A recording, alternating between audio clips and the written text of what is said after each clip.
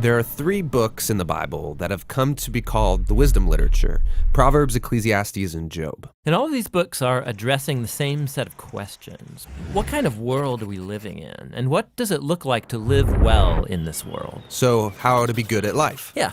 So each of these books tackles these questions from a unique perspective, and it's important to understand all of them to get a fully biblical perspective on the good life. So as a thought experiment, you could actually imagine each of these books as a person.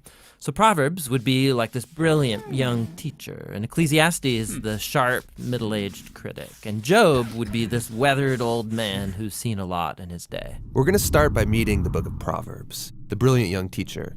And she's not just smart, she's smart about everything: work, relationships, sex, spirituality. She has incredible insights, things you wouldn't see on your own. Yeah, she would be the perfect friend to have around when you need really specific advice. So what makes her so smart? Well, Proverbs can see things that most people don't see. She believes that there's an invisible creative force in the universe that can guide people in how they should live. And you can't see it, just like you can't see gravity, but it affects everything that we do. So what's this force? Well, in Hebrew, it's called chokhmah, and it usually gets translated into English as wisdom. It's an attribute of God that God used to create the world. And chokhmah has been woven into the fabric of things and how they work. So wherever people are making good or just or wise decisions, they're tapping into chokhmah. And whenever someone's making a bad decision, they're working against chokhmah. Right, or as it says in Proverbs chapter 1, the waywardness of fools will destroy them, but the one who listens to wisdom lives in security. So it's like a moral law of the universe. Yeah, it's a cause-effect pattern, and no one can escape it.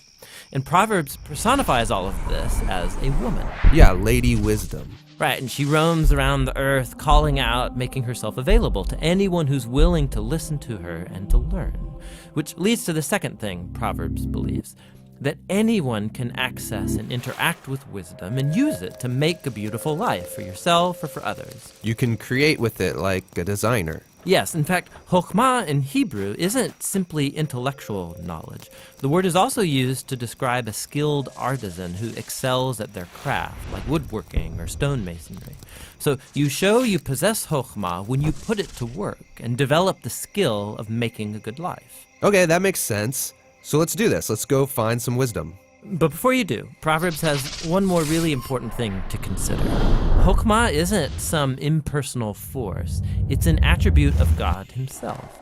And so in Hebrew thought, your journey to becoming wise has to begin with what Proverbs calls the fear of the Lord. It's this healthy respect for God's definition of good and evil. And true wisdom means learning those boundary lines and not crossing them. Now, all those ideas you just unpacked are in chapters 1 through 9 in Proverbs. But when I think of the book of Proverbs, I think of the collection of sayings, the Proverbs themselves.